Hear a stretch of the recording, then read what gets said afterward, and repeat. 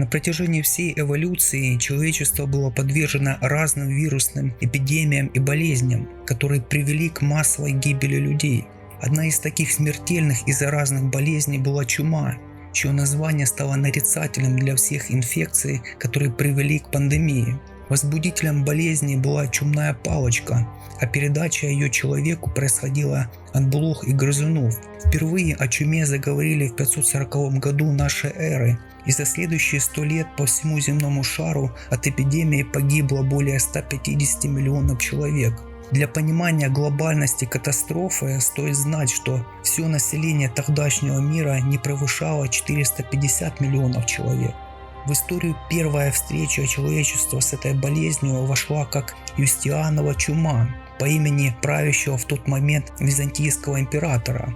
Чума вызывала у больного сильную лихорадку, набухание лимфосистемы, опухоли и нарывы, а болезненная кожная сыпь переходила в заражение крови и дальнейшую смерть. В то время не было ни одного эффективного лечения от этого недуга. Врачи, быстро подвергавшиеся воздействию многих больных, умирали первыми. Религиозные люди были убеждены, что это Божья кара за нераскрытые грехи, а члены семей избегали своих больных родственников и часто пренебрегали умершими, сжигая их тела на кострах. В истории Европы самой заразной была бубонная чума, ее еще назвали «черная смерть», которая не могла сравниться по размаху и ужасу с бедствием XIV века. Местом появления нулевого пациента стала пустыня Гоби, а уже отсюда вместе с полчищами Золотой Орды болезнь в течение 10 лет разнеслась по всему земному шару. По свидетельствам историков, европейская чума пришла из Азии на кораблях и началась с прибытия генуэзских судов в сицилийский порт Мессина в октябре 1347 года. Оттуда болезнь быстро распространилась на север Европы и через несколько лет достигла Москвы. Из-за массовой эпидемии люди покидали свои городские дома, чтобы скитаться по сельской местности, избегая заражения, а больных членов семьи оставляли умирать. Местные чиновники пытались установить контроль за трупами и заставляли заключенных и преступников складывать тела в братские могилы. Чума надолго осталась в Европе и возвращалась последовательными волнами. Крупные эпидемии опустошали Италию, Англию и Францию на протяжении нескольких столетий. В XIV веке было изложено множество гипотез о причине чумы, каждая из которых подразумевала меры лечения. Для выражения этих идей возникла новая формула медицинской литературы и называлась «Трактат о чуме». Другие обвиняли меньшинство, незнакомцев и путешественников. Отчаянные поиски лекарств привели к столкновениям между народными целителями и врачами. Поскольку путешественники были потенциальными переносчиками болезни, государства ввели законы о карантине, первый из которых был принят в Китае в конце XIV века. Во многих городах действовали строгие правила, ограничивающие поездки и свободное перемещение. Если в жилище появлялась чума, все жильцы могли быть заключены под домашний арест до тех пор, пока они не умирали или болезнь не проходила. Иностранные путешественники были не единственными, кого обвиняли в чуме.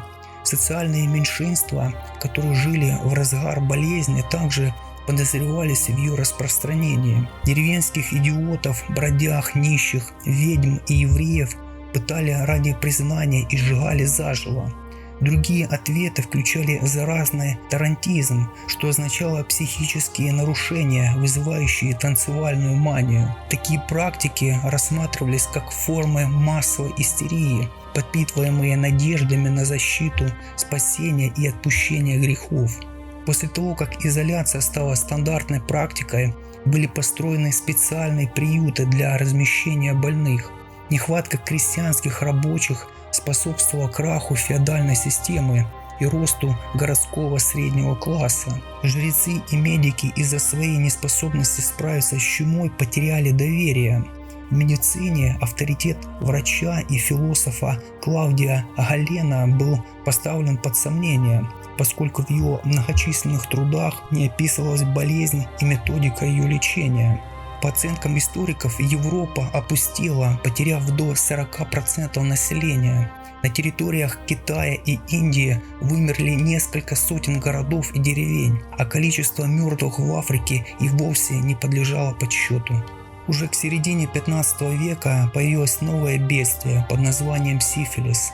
Свирепая вспышка заболевания заражала французские армии и их испанских наемников во время осады Неаполя в середине 1490-х годов. Происхождение этого заболевания спорно, и преобладает мнение, что сифилис был привезен в Европу из Латинской Америки более 500 лет назад экипажем Христофора Колумба. В начале 16 века итальянский врач Джироламо Фракасторо предположил, что заразные болезни вызываются семенами, передаваемыми людьми. Он пришел к выводу, что эти семена должны быть живыми, способными делиться и размножаться. Фракасторо также понимал, что эта новая французская болезнь передается половым путем, и первые поражения появляются на гениталиях. В аллегорической поэме о гальской болезни 1530 года говорится, что причиной греха пастуха Сифила стало поклонение королю вместо Бога,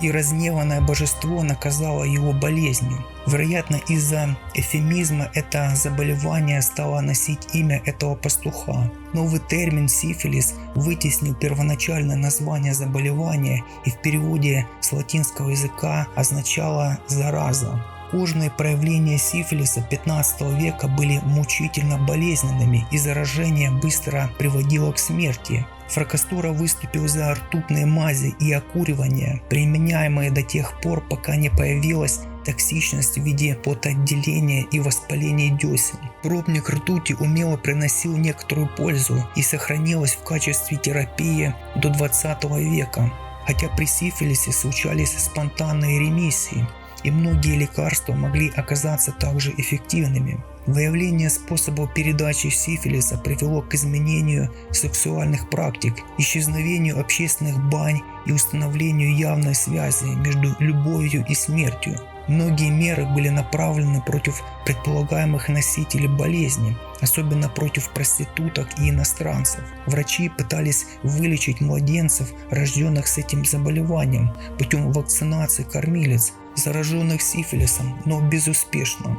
После первых масштабных жертв болезни тысячи жриц любви осаждали монастыри, пытаясь найти в них спасение от заражения. Были и вполне добродетельные и невинные девушки, надеявшиеся переждать эпидемию за надежными монастырскими стенами. Поток желающих был столь велик, что монашки вели процедуру строжайшего осмотра кандидаток, разом отсеивая и уже зараженных, и еще не знавших мужчин. Церковь объявила эпидемию Божьим бичем, посланным на землю в наказание за человеческие грехи.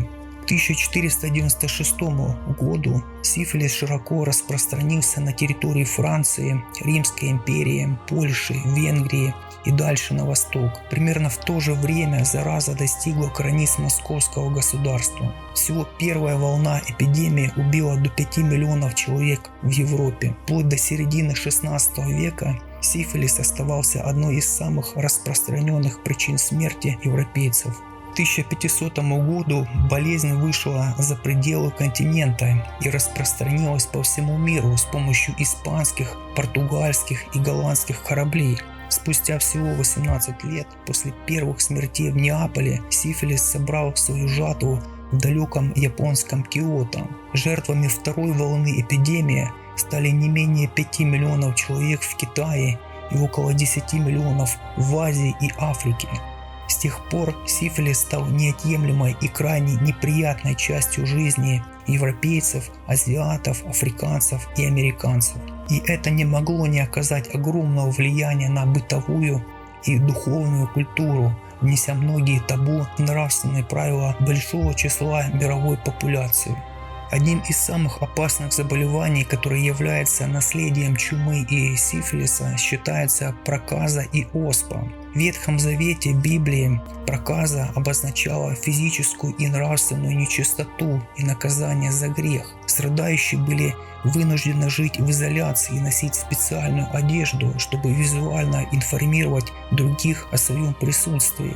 Поддающееся лечению заболевание было ликвидировано более чем в 120 странах, но все еще сохраняется в нескольких странах Африки, Азии и Латинской Америки. Оспа известна докторам с древних времен. Это высокозаразная инфекция со смертельностью более 40%. Если удавалось выжить, то скорее всего такой пострадавший терял зрение и покрывался шрамами от язв на всю жизнь. Согласно летописям, первые эпидемии оспы были зафиксированы в Азии в период с 4 по 8 век нашей эры. Отсутствие знаний о болезни привели к плачевным последствиям. Население Китая и Кореи уменьшилось на четверть, а Япония на 40%. Установлено, что оспа считается самой опасной болезнью для королей и императоров. В разное время от нее скончались королева Англии Мария II, предводитель ацтеков Куатлаук, король Франции Людовик XV и 3 японских императора.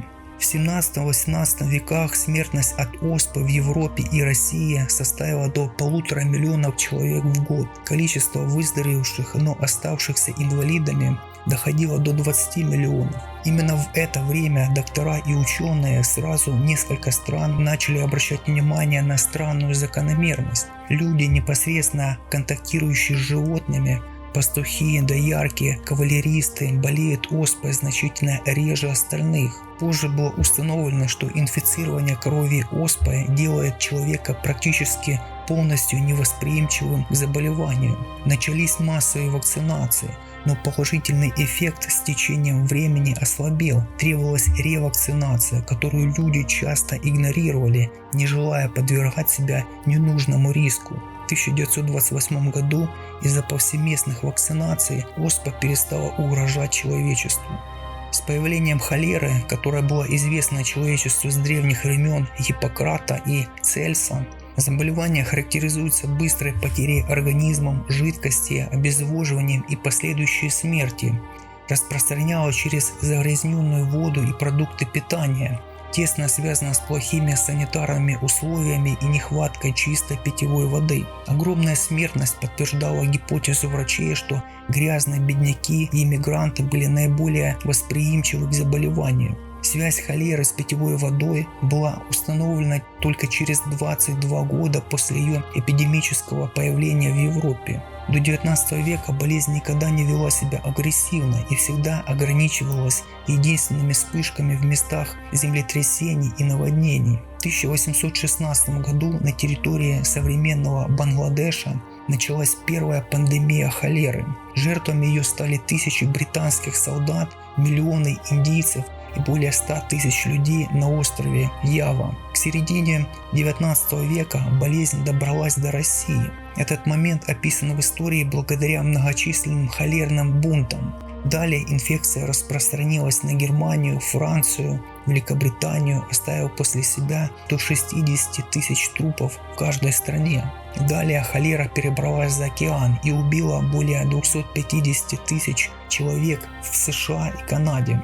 К 1860 году уже почти исчезнувшая зараза появилась вновь. В России от нее умерло около 1 миллиона человек. Лечение холеры заключается в борьбе с обезвоживанием и потерей организмом жизненно важных элементов, а также в применении самых простых антибиотиков, стойкости к которым вирус так и не выработал. Последний раз пандемия холеры была объявлена в 1962 году, хотя единственные случаи и очаговые вспышки заболевания фиксируются до сих пор в бедных и развивающихся странах.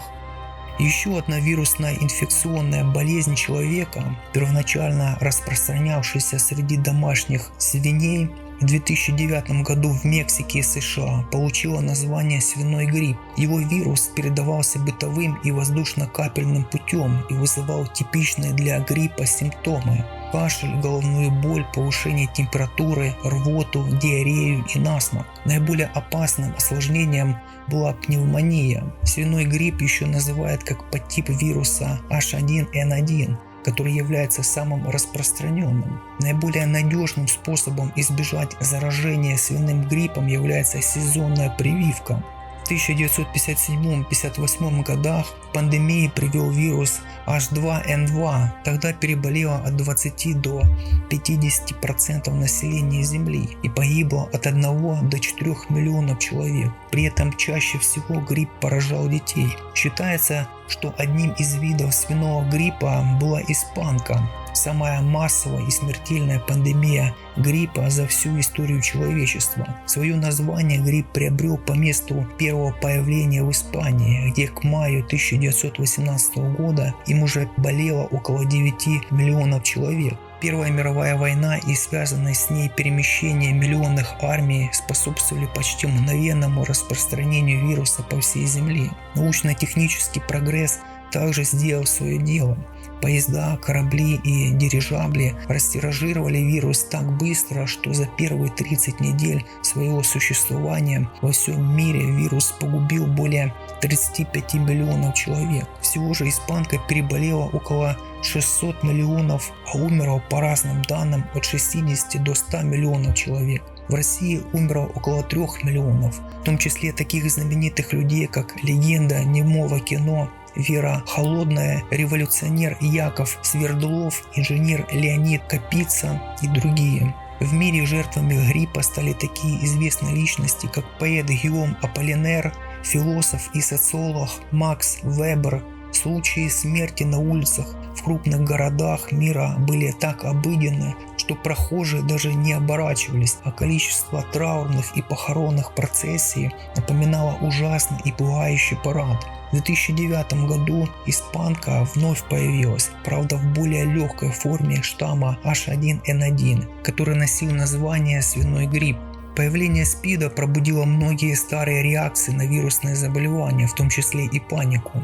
Первоначально называющийся чумой, вирус СПИДа появился одновременно в Калифорнии и Нью-Йорке вследствие эпидемии среди мужчин-гомосексуалистов. Поражая людей всех возрастов во всех странах, СПИД стал причиной более 25 миллионов смертей во всем мире. Распространение эпидемии в Африке было чрезмерно высокое. Вдобавок к смертям и болезням оно привело к появлению более 11 миллионов сирот и несоизмеримым социальным и экономическим трудностям. Синдром приобретенного иммунодефицита или СПИД является заболеванием, развивающимся при инфицировании вирусом иммунодефицита человека или ВИЧ. Вирус поражает иммунную систему и ослабевает защиту организма от инфекций и болезней. Он может передаваться при сексуальном контакте, переливании зараженной крови, использовании зараженных игл или острых инструментов, а также от матери ребенку во время беременности, родов и грудного вскармливания. СПИД может развиваться в промежутке от 2 до 15 лет после инфицирования. Лекарство, излечивающее от ВИЧ-инфекции, пока еще не найдено. Однако благодаря лечению антиретровирусными препаратами вирус можно контролировать, предотвращать его передачу и ослаблять разрушительное действие на организм. Ученые считают, что вирус передался от обезьян к человеку еще в 1920-х годах. Первой жертвой этого заболевания предположительно был мужчина, умерший в Конго в 1959 году. Первые симптомы заболевания, характерные для ВИЧ-инфекции, были описаны в июне 1981 года в США, и уже в 1983 году исследователи из США и Франции описали вирус, который способен вызывать СПИД. Пик заболеваемости СПИДом в мире пришелся на 1990-е годы, затем уровень смертности начал снижаться. В Соединенных Штатах он остается одной из основных причин смерти взрослых людей в возрасте до 54 лет. По оценкам Всемирной организации здравоохранения, во всем мире от СПИДа умерло несколько миллионов человек, и десятки миллионов живут с этой инфекцией. Причем более 70% из них приходится на африканские страны. Сегодня уже мало кто удивляется тому факту, что нравы, царившие в средневековой Европе, были весьма свободными, а распространению заразных болезней также способствовал и крайне низкий уровень медицины и гигиены. Эпидемии оказали огромное влияние на мировую популяцию, культуру, этику и мораль, неся значительные коррективы в жизни людей на всех континентах.